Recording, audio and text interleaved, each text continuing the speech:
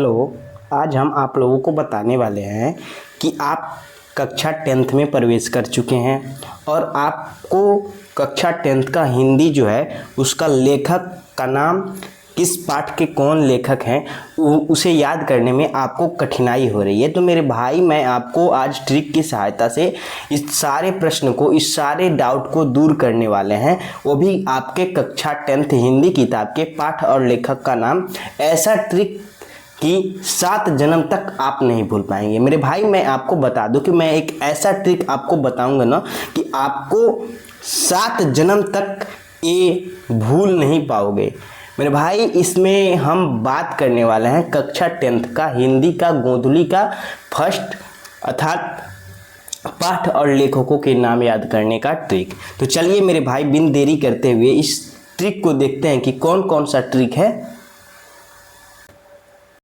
मेरे भाई, आपने यदि क्लास 10th में है तो आपने तो देखा होगा कि हाँ, कक्षा 10th का जो गोधली खंड है, गद्य खंड है, उसमें फर्स्ट जो चैप्टर आपका है वो है श्रम विभाजन और जाति प्रथा, जिसके लेखक हैं बाबा साहब भीमराव अंबेडकर जी। तो मेरे भाई, आपको यदि ये नहीं याद हो रहा है ना, तो इसका सबसे अच्छा ट्रिक जानते हो क्या है?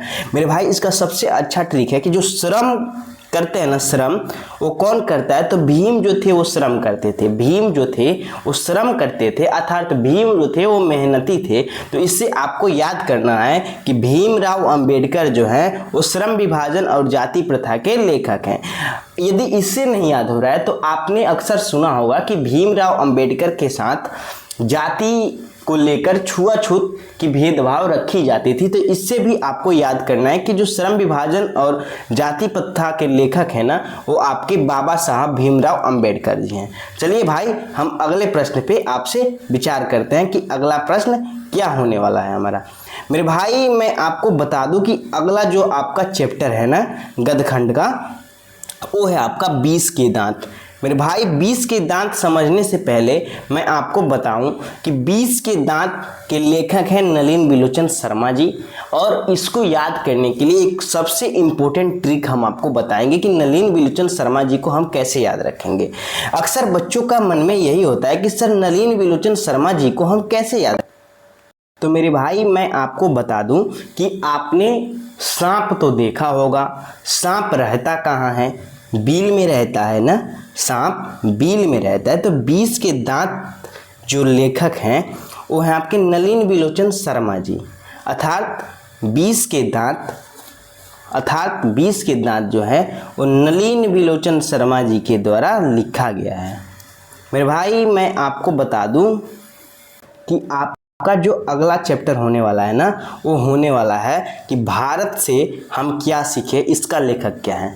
भारत से हम क्या सीखे, इसका लेखक जो है ना वो आपके मैक्स मूलर जी होने वाले हैं।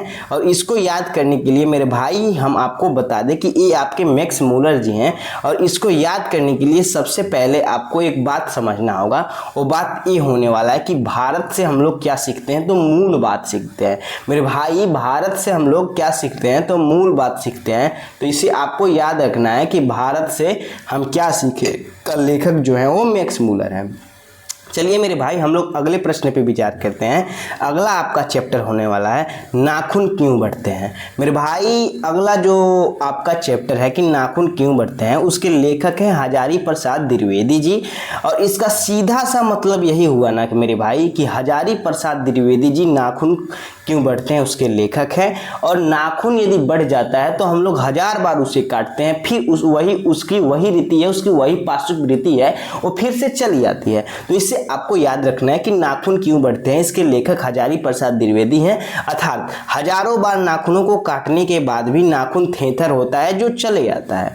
चलिए हम अगले चैप्टर को देखते हैं। अगला चैप्टर आपका क्या है? अगला चैप्टर है कि नागरी लिपि के लेखक कौन है। मेरे भाई, मैं आपको बता दूं कि नागरी लिपि के लेखक हैं गुणाकर मूल्य जी। नागरी लिपि के लेखक हैं गुणाकर मूल्य जी। अर्थात सबसे अच्छा ट्रिक इसे याद करने के लिए मैं आपको बता दूं कि नगर में जितने भी लोग होते हैं ना वो गुणवान होते हैं। मेरे भाई नगर में जितने भी लोग होते हैं वो क्या होते हैं, गुणी होते हैं अर्थात गुणवान होते हैं। तो इससे आपको याद रखना है कि नगर लिपि के जो लेखक हैं वो गुणाकर मूल्य जी हैं और ये जो है ना वो निबंध है मेरे भाई, ये जो है वो निबंध है। चलिए हम अब अगले प्रश्न पे विचार करते हैं। अगला जो आपका चैप्टर होने वाला है वो होने वाला है कि बहादुर जो कहानी है उसके लेखक कौन है। मेरे भाई मैं आपको बता दूं कि बहादुर कहानी के लेखक जो है ना वो अमरकांत जी हैं। ये रहे आपके सामने अमरकांत जी जो बहादुर चैप्टर को रचा है अर्थात लिखा है। मेरे भाई मैं आपको बता दूं कि जो भी व्यक्ति बहादुर होते हैं ना, जो भी व्यक्ति बहादुर होते हैं वो अमर हो जाते हैं। जो भी व्यक्ति बहादुर होते हैं वो अमर हो जाते हैं। इससे आपको याद रखना है कि बहादुर चैप्टर के जो लेखक हैं ना वो अमरकांत जी हैं। चलिए हम अगले चैप्टर पर देखते हैं कि अगला चैप्टर क्या है आपका। मेरे भाई अगला चैप्टर है कि परंपरा का मूल्यांकन। परंपरा के मूल्यांकन जो है उसके लेखक जो है ना मेरे भाई वो है आपके रामविलास शर्मा जी। इसको याद रखने के लिए आपको सबसे अच्छा ट्रिक हम बता दें कि परंपरा की जो बातें चली आ रही है कि राम जी थे, अभी राम जी है नहीं, परंपरा की बात है कि राम जी थे। तो इससे आपको याद करना है कि परंपरा में जो हम लोग मूल्य बात सीखते थे वो किससे सीखते थे, राम जी से। तो इससे सबसे आपको अच्छे से याद हो जाएगा कि परंपरा का मूल्यांकन का लेखक जो है वो रामविलास शर्मा जी हैं। चलिए मेरे भाई हम लोग अगले चैप्टर को देखते हैं। अगला चैप्टर बहुत ही इंपॉर्टेंट है जो हर बार आपसे पूछा जाता है कि जीत जीत में निरखत हूँ के लेखक कौन है। मेरे भाई मैं आपको बता दूं कि जीत जीत में निरखत हूँ के लेखक जो है ना वो पंडित बिरजू महाराज जी हैं और पंडित बिरजू महाराज जी हैं वो जीत जीत में निरखत के लेखक हैं। तो इसको आपको याद रखना है कि जितने भी पंडित होते हैं, जितने भी महाराज होते हैं वो किसी भी कार्य को, किसी भी यज्ञ को जीत जाते हैं। इससे आपको याद रखना है कि जीत जीत मैं निरखत हूँ के लेखक पंडित बिरजू महाराज जी हैं। चलिए मेरे भाई हम लोग अगले चैप्टर को देखते हैं। अगला चैप्टर जो होने वाला है ना हम लोगों का वो होने वाला है कि अभिनव एक ललित रचना है जिसके लेखक अशोक वाजपेयी हैं। मेरे भाइयों को अशोक वाजपेयी याद नहीं रहता है। ललित निबंध जो है अभिनव उसके लेखक अशोक वाजपेयी हैं। इसको याद करने के लिए सबसे सिंपल ट्रिक है कि इसमें देखिए मेरे भाई सबसे फर्स्ट में ओ है अर्थात अभिनव आ है और इसमें अशोक वाजपेयी में भी आ है। तो इससे आपको याद रखना है एक मामूली सी ट्रिक हुआ कि ओ और यदि दोनों में आता है कॉमन तो वही उसका आंसर हो जाएगा। अर्थात अभिनव ललित रचना है जिसके लेखक अशोक वाजपेयी जी हैं। चलिए मेरे भाई हम लोग अगले चैप्टर को देखते हैं। अगला चैप्टर जो है वो बिहार बोर्ड के दृष्टिकोण से बहुत ही इम्पोर्टेंट है क्योंकि इसमें एक कहानी का चित्रण किया गया है जिसमें बहुत ही रोचक और रोमांटिक कहानी के बारे में आपको बताया गया है। तो एक कहानी का नाम है मछली और इसके लेखक है विनोद कुमार शुक्ल जी। मेरे भाई मैं आपको बता दूं कि इसके लेखक विनोद कुमार शुक्ल जी हैं और इसको याद करने का सबसे सिंपल ट्रिक है कि मछली जो खाता है ना वो कुंवारे लोग खाते हैं। कौन लोग? कुंवारे लोग। तो इससे आपको याद रखना है कि मछली चैप्टर के लेखक जो होंगे वो विनोद कुमार शुक्ला जी होंगे। चलिए मेरे भाई हम लोग अगले चैप्टर पे चलते हैं और देखते हैं कि अगला चैप्टर हमारा क्या है। तो अगला चैप्टर है कि नौबत खाने में इबादत के लेखक कौन है। मेरे भाई मैं आपको बता दूं कि नौबत खाने में इबादत के लेखक जो है ना वो बिस्मिल्लाह खां जी हैं और ये रहे बिस्मिल्लाह खां जी। मेरे भाई मैं आपको बता दूं कि इसे याद करने के लिए आपको सबसे अच्छा एक ट्रिक है। इसमें देखिए खाने आया है और ये खान है। तो इसमें आपको याद रखना है कि इसमें खाने आया है और ये है क्या? खान है। तो सबसे सिंपल ट्रिक नौबत खाने अर्थात खान। चलिए मेरे भाई हम लोग अगले प्रश्न पे और अंतिम प्रश्न पे विचार करते हैं। आपका अगला चैप्टर जो मात्र 12वां चैप्टर है वह कि शिक्षा और संस्कृति के लेखक कौन है। मेरे भाई मैं आपको बता दूं कि शिक्षा और संस्कृति के लेखक जो है ना वो हमारे राष्ट्रपिता अर्थात महात्मा गांधी जी हैं।